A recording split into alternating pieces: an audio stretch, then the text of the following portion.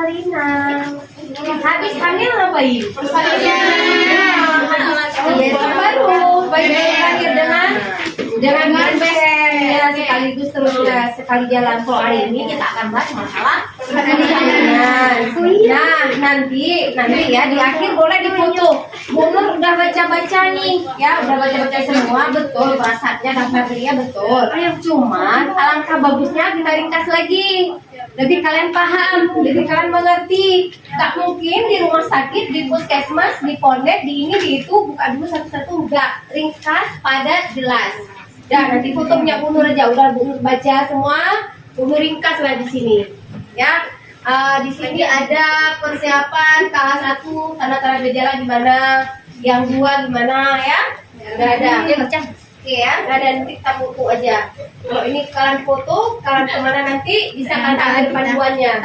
Singkat, padat, jelas. Ya. Kalau kalian mau pakai ini, bingung kalian yang ada nanti. Ya, ya. Nah, ya sewaktu di video kan, santai, relax. Ya, kita mau belajar orang dewasa gimana? Ya, nanti ini, oke. Apa yang kalian tahu asuhan persalinan pada kelas 1? Apa itu persalinan? 2 pertanyaan dari ibu ke kalian dulu. Apa itu persalinan? Mengeluarkan janin dari hasil kontraksi. Iya, intinya seorang ibu sudah ada bayi, hasil dari konsepsi. Kemudian apalagi sudah akrem, ya kan? Sudah lahir lengkap, matur, dia siap dikeluarkan hasil dari konsepsinya, ya kan? Umur kehamilan berapa di sini? 39 sampai 42 minggu. Nah, apa yang kita tahu di sini pada kelas 1? Kelas 1 itu kita harus tahu Pembukaan jalan lahir. Iya. Kelas 1 pembukaan betul, tetapi kita menunggu proses dulu pembukaan 1 sampai 10 cm. Nah, di sini ada 2 nih, ya pada kelas 1. Pada kelas 1 ada 2, ingat, fase laten dan fase aktif. Kalau fase laten itu pada primi, ingat primi sama multi berbeda. Primi baru pertama sekali, ya. Kalau multi udah kedua, ketiga, ya kan? Nah, berapa jam dia butuh waktu dari 1 sampai 3? Kalau pada primi berapa jam? 12 sampai 14 jam. Kalau yang namanya multi 8? Berapa? 4 jam. Ya, paling lama 8 jam, ya kan? Dia ada batas waktu tergantung dari individu aktivitasnya, bagaimana panggul dalam luarnya, elastisnya, itu semua tergantung dari si ibu dan janinnya, ya kan? Contoh janin ada sedikit lilitan tali pusat, target kita sekian jam, bisa ngulur waktu lagi kondisi si janinnya. Makanya ibu di sini nggak boleh kita prediksi sekian teng lah, dia nggak boleh. Ya, ini 2 dia yang berperan, ibu dan janin dalam rahim si ibu. Nah, kemudian fase aktif dibagi 3 lagi. Apa? Akselerasi. Ya, betul? Akselerasi ini ya dari bukaan 3 ke 4 butuh waktu 2 jam. Kemudian deselerasi maksimal, ya itu butuh waktu berapa dari bukaan maksimal, ya berapa berarti tadi 4 sampai 9 butuh waktu 2 jam, ya 2 jam. Kemudian yang ketiga deselerasi butuh waktu 2 jam lagi dari bukaan 9 sampai ke 10. Itu aja kalian kuasai, tahu sedikit. Orang rumah sakit perawat kok tahu ya, harus tahu, ya kan? Berarti kita menguasai yang menyangkut dengan kesehatan ibu dan anak, nggak mesti keperawatan aja. Itu harus tahu kalian. Tingkat itu kalian tahu aja, orang rumah sakit bisa heran. Kok perawat tahu, kok menguasai? Berarti kalian memang cinta profesi kalian, tidak mesti hanya perawat saja. Itu harus kalian ingat. Nah, udah tahu ya? Udah tahu ya? Itu yang harus kita pantau. Nah, begitu si ibu datang, otomatis apa yang harus kita lakukan? Yang menyangkut dengan peralatan, kalian baca aja apa yang dibutuhkan. Kom besar, berisi di situ apa? Atriklin 2, ya kan? Kalau ada prediksi kembar lebihkan, tapi jarang. Kita nolong prediksi kembar untuk lahir normal. Kemudian apa lagi diperlukan di situ? Gunting pusat, gunting apa lagi? Episiotomi, ya kan? Korentang, ambil untuk apa yang kita butuhkan, apalagi di situ. So, ya, intinya kalian daftar klik, kuasai dan baca. Gak mungkin ibu jabarkan semua. Baca ya. Kemudian ada form kecil lagi, berisi apa? Untuk kita pecahkan ketuban apa namanya? Apa? Apa? Untuk kita pecahkan air ketuban. Setengah koher ya kan? Itu perlu. Karena kenapa? Itu untuk melakukan tindakan pemecahan air ketuban apabila sudah lengkap. Ya, kemudian apa lagi isinya yang lain? Set yang berisi untuk jahit luka, ya kan? Luka pada saat proses kelahiran. Episiotomi kan butuh penjahitan. Ya, ingat tadi ya berapa? 1, 2, 3.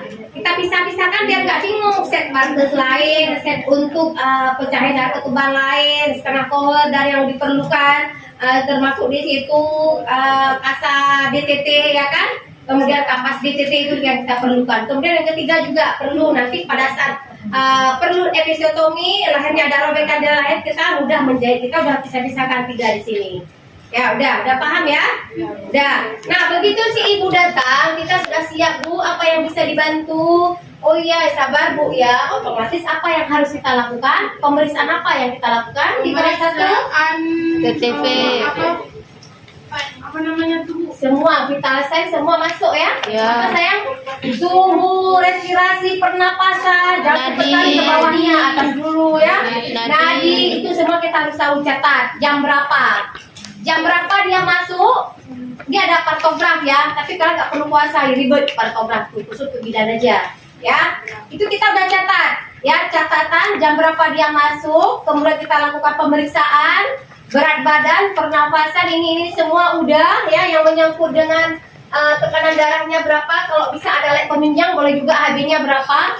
Ya, bila perlu dia nanti pada saat itu memang dia ini anemi, kita udah siap darah atau merujuk, ataupun kita udah siap dengan infus, ya, udah siap semua keperluan, udah ada di set semua. Nah, kemudian apa lagi yang harus kita lakukan? Yang menyangkut dengan pemeriksaan Leopold. Pada saat itu kita perlu juga untuk melakukan Leopold. Pada saat dia pasien baru datang ke kita, apakah kita tahu dia letak sungsang atau tidak? Enggak ya? Nah, lakukan pemeriksaan lagi. Jangan lupa tadi, ya, kita udah bahas kemarin apa-apa aja tahapnya udah. Ya, 1, 2, 3, 4. Apakah buka oh ini kayak ini presentasinya bukan kepala nih, kita udah ada bayangan merujuk kemana, udah ada. Kemudian kita harus tahu apakah dia puka-puki DJJ-nya di mana, harus kita pastikan benar-benar dapat DJJ-nya, denyut jantungnya harus benar dapat. Hampir sama bising usus ibu dengan denyut jantungnya. Berapa normal ya denyut jantung? 120. Udah bilang kemarin 120. Berubah dia, nggak akan berubah dia dari Sardono, Prabowo, Harjo, siapa nggak berubah. 120 sampai 160. Kalau ada yang naik jangan bilang lagi 140. Normalnya ya batasannya, tapi kita punya batasan 120 sampai 140 kali per menit. Ingat ya. Oke, di bawah itu gimana Bu Nur? Ada masalah dengan janinnya. Di atas ada masalah dengan janinnya. Itu harus kita ingat baik-baik. Udah ya. Nah, kemudian apa lagi? Kita udah lakukan pemeriksaan semua. Udah. Di sini nanti kalian ini ya, baca ya. Baca semua apa yang ini. Nah, kala 2. 1 udah semua tadi. Kita sudah ingat ya. Ingat kalau ada yang melahirkan di rumah sakit kandang tinggi, Pak, temenin dong si ibunya. Jangan si bapak sendiri duluan, ibunya sendiri. Iya, support dari suami itu nomor 1 sebenarnya. Betul enggak? Betul. Ya bapak-bapaknya di luar ya, calon suami. Istri melahirkan dampingi. Jangan kalian tinggalkan. Enak aja waktu buat bareng-bareng. Ya kan, waktu buat bareng-bareng. Waktu hasil kebersamaan, lo sendiri buat sendiri. Kita butuh suami, betul enggak? Kita butuh prinsip sayang ibu, salah satunya itu. Bukan dengan hal yang lain, bukan di diri kita aja menjaga kenyamanan. Suami juga perlu. Ya, udah. Nah, apa? Udah. kita udah di tahap 1 udah ya, kelas 1 udah ya. Bukannya udah kita bahas. Nah, masuk ke tanda dan gejala. Ibu gimana nih? Bu, kok saya semakin ini ya, semakin sakit, semakin kayak kan udah. Kalau kita melahirkan, ya kalau belum merasakan mungkin, itu hampir sama sedikit banyaknya dengan kita proses pembuangan air besar. Ya, kayak keinginan ingin yang ada yang keluar ya. Kita bingung mau dari anus apa dari vulva. Begitulah dia dikatakan dengan dorongan teknosperjol. Dorongan ingin meneran, ya kan? Kok ingin meneran? Ngeden. Anusnya semakin tertekan, menekan dia, membuka dia. Vulvanya semakin menonjol. Itulah dia dorongan teknosperjol.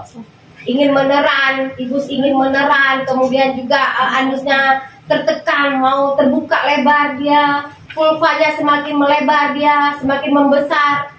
Ya, itu singkatan dari dorongan teknosperjol, ya, harus tahu itu. Oke, udah. Nah, apa lagi harus kita lakukan di sini? Kita udah siapkan tadi 1 kom, udah siap dengan kasa, kemudian juga dengan handspoon, ya, udah siap semua nih. Ini apa yang mau ibu siapkan? Apa adanya aja ya.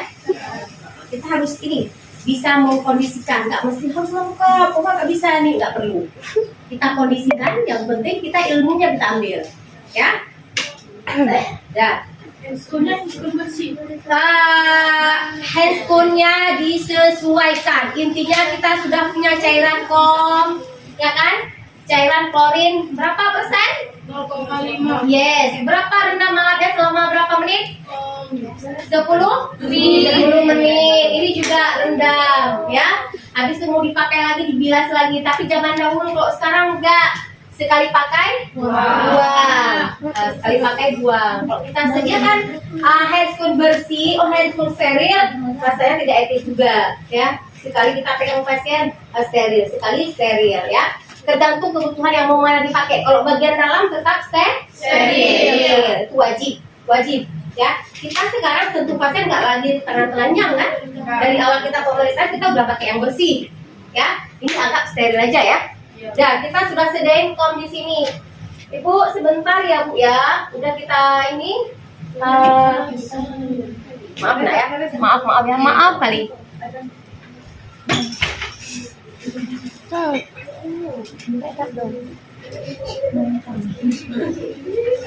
Nah, ini ayo para laki-laki gak usah malu. Inilah punya kami yang sebenarnya.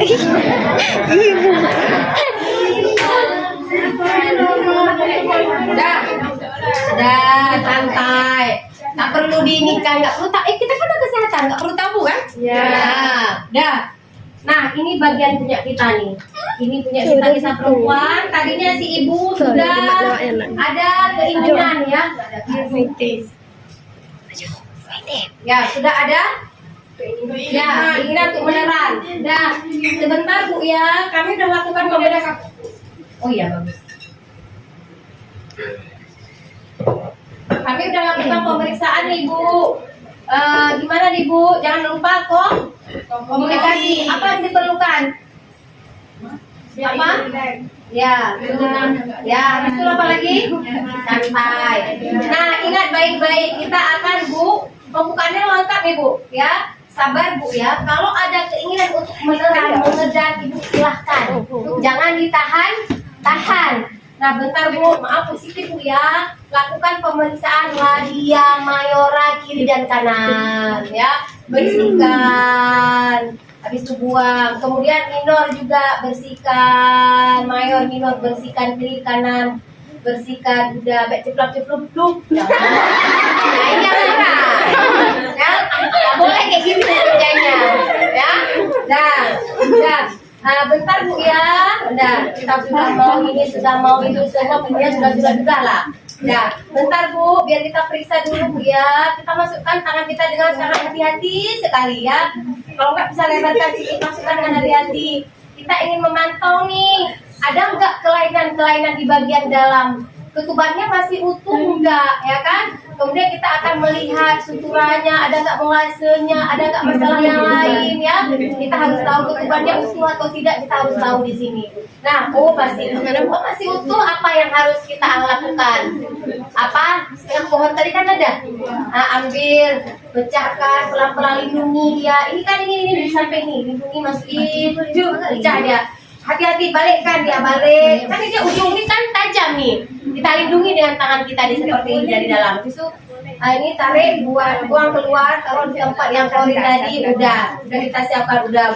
Biasanya pasien kalau udah pecah ketupan dia keinginan untuk meneran segera aja, nggak menunggu lama, ya. Nggak menunggu lama. Setelah itu kita keluarkan, udah beres semua.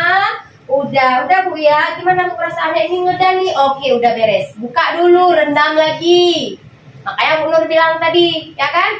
Ini khusus untuk yang tadi yang set kecil, ya kan? Setengah pohon dengan handspoon bersih.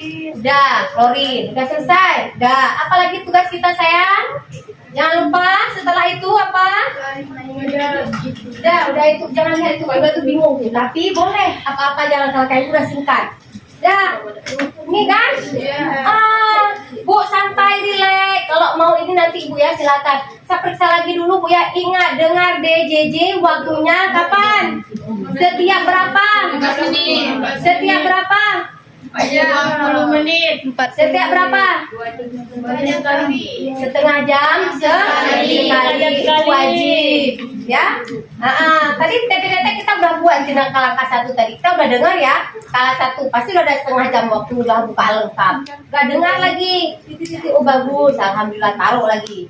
Udah selesai. Nah, kemudian apa lagi yang harus kita lakukan? Oh Bu, ini saya ingin beneran nih untuk ini. Udah, kita udah ganti handspoon, bayinya di sini bagaimana ini? Udah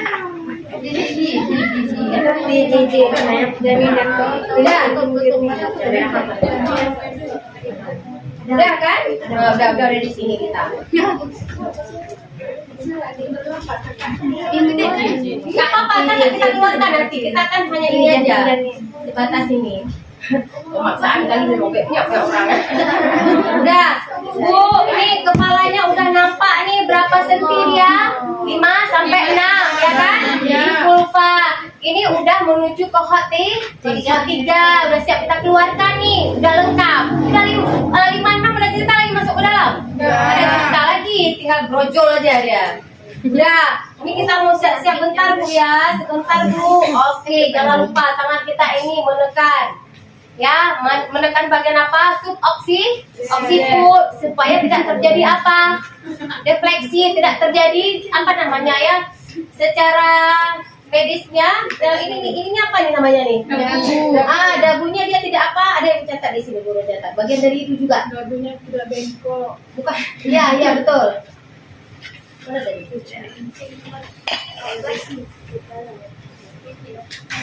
Tidak menengadah. Gimana menengadah? Bahasanya kan agak jarang kita pakai ya. Tidak seperti ini. Jadi nggak robek jalan lahir si ibu dengan dagunya. Makanya ditekan.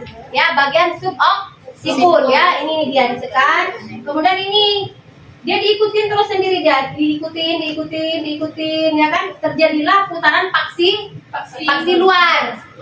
Putaran paksi luar. Dek tekan dek 1 dek harobek. Cepat tolak. Tekanan paksi luar, tekanan apa Bu? Istilahnya bayi terjadi perubahan atau persalinan, terjadi putaran paksi dalam dan luar. Kalau yang dalam tadi bukaan 1 sampai ke 10 kan udah lengkap tuh, dia udah terjadi putaran sendiri, makanya terjadi penipisan serviks ya.